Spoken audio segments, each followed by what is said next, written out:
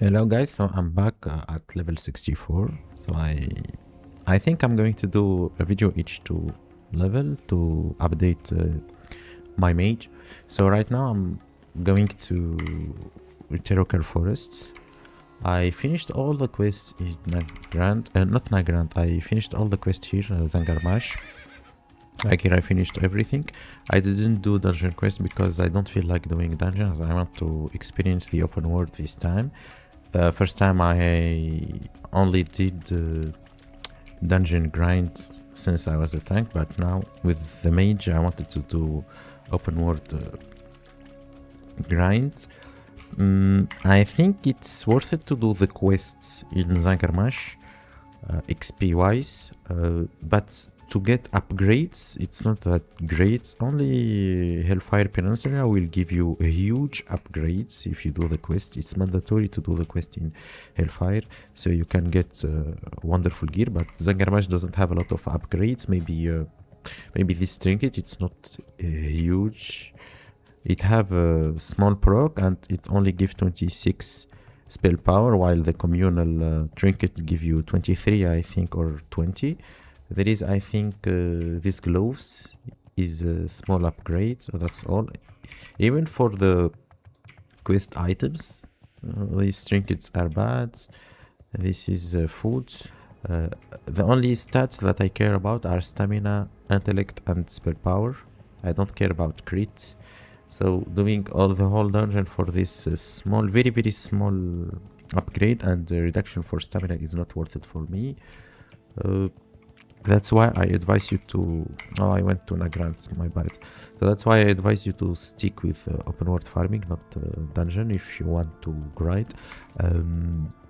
The spots for grinding in zangarmash, if you're skinner or you don't have any profession, you grind this here and here. There is the basilisk that drop the Chenko basilisk. So the piece can go up to 1 gold. Here it's 82 silver, but I've sold many at 1 gold. If you're a herbalism, you farm this or this, because there are some bog lords that give you mode of life and you can herb them. Like you can use your herbalism skill to reloot them again, and they have a chance to give you more mode of life. So here, the spawning glen and the dead mire. If you have mining and herbalism, you go to this camp, this cave. There are ogres, some shadow priest ogre and warrior ogre. They're very simple to kill, and there is a cave with a lot of adamantite, fell iron and ghost mushroom. So you have 3 grinding spots. This one for herbalism, this one for skinner, and this one for mining and herbalism. But if you want to do a spot for just XP, nothing more, you can go to any naga spot. I prefer this spot because I think this spot have the least amount of casters.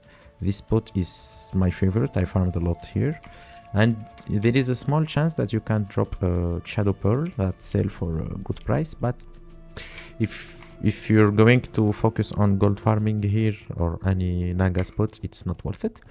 The best method to XP in zangarmash is to do the quest, because the quests are all connected. There are a lot of quests where you can do multiple quests at the same time, at the same spot, and on the same mobs. Also, all the quests are next to each other and the mobs are next to each other. There are a lot of